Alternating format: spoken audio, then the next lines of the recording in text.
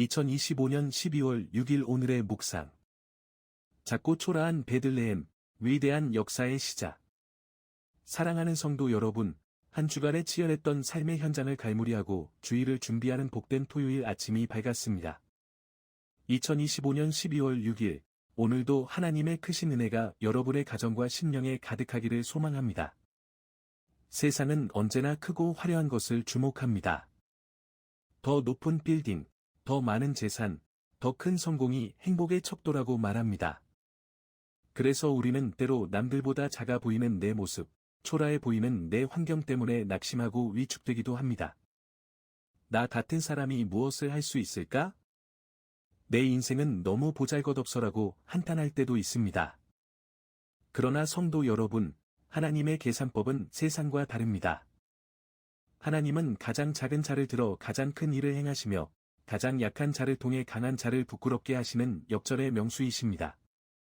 오늘 이 아침, 지도에서조차 찾기 힘들 만큼 작았던 베들레헴을 택하셔서 인류 구원의 위대한 역사를 시작하신 하나님의 놀라운 섭리를 묵상하며 우리의 자금을 통해 일하시는 주님을 만나는 시간이 되기를 축복합니다.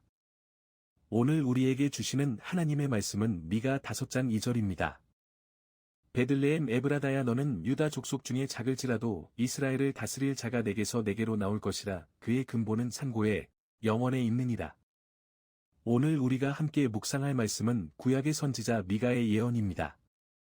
미가 선지자는 이사야와 동시대에 활동했지만 왕족 출신으로 왕궁과 도시를 중심으로 활동했던 이사야와 달리 시골 마을 모레셋 출신의 서민 선지자였습니다. 그래서인지 그는 가난하고 힘없는 백성들의 고통을 누구보다 잘 알았고 화려한 예루살렘 성전 뒤에 감추어진 지도자들의 부패와 타락을 날카롭게 지적했습니다. 당시 사람들의 시선은 모두 거대하고 화려한 예루살렘을 향해 있었습니다. 구원자가 오신다면 당연히 왕궁이 있고 성전이 있는 예루살렘, 혹은 군사적 요충지인 큰 성읍에서 나올 것이라고 생각했습니다.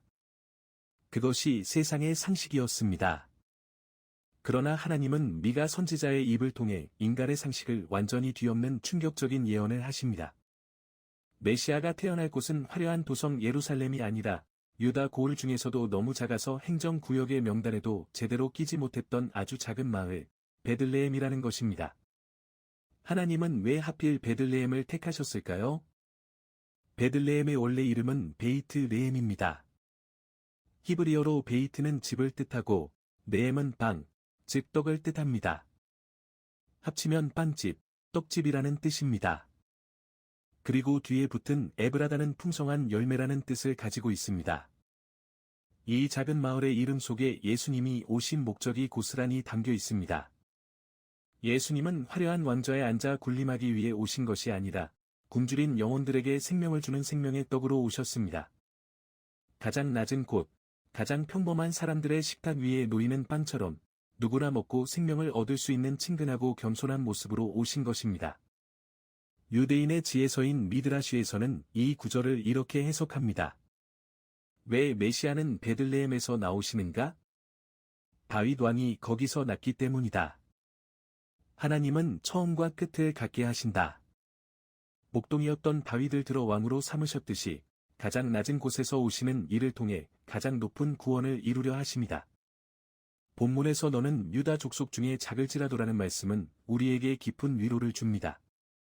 여기서 작다는 말은 단순히 면적이 좁다는 뜻이 아니라 보잘것없다, 무시당할 만하다, 영향력이 없다는 뜻입니다.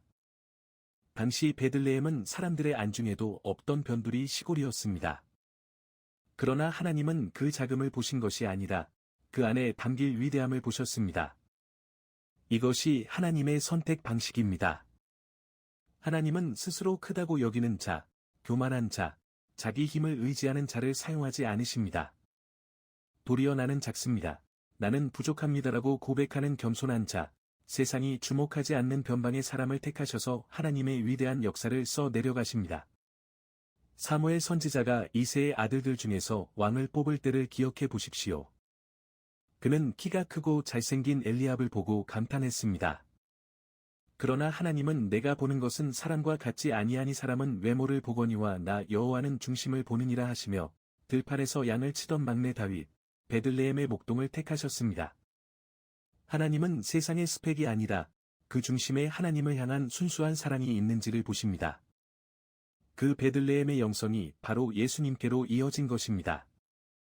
가장 작고 연약한 아기 예수님이 오신 곳이 베들레헴의 구유였다는 사실은 오늘날 스스로 작다고 느끼는 모든 이들에게 보내는 하나님의 러브레터입니다.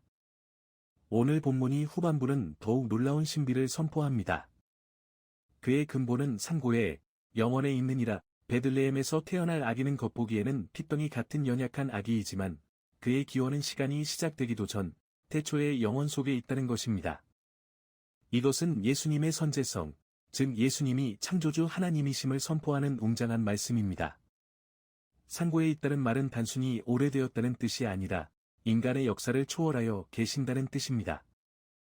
영원하신 하나님이 시간의 제약을 받는 유한한 인간의 몸을 입고 그것도 가장 작은 마을의 구유에 누우셨다는 것, 이것이 바로 성육신의 겸손이며 우리를 향한 하나님의 지독한 사랑입니다.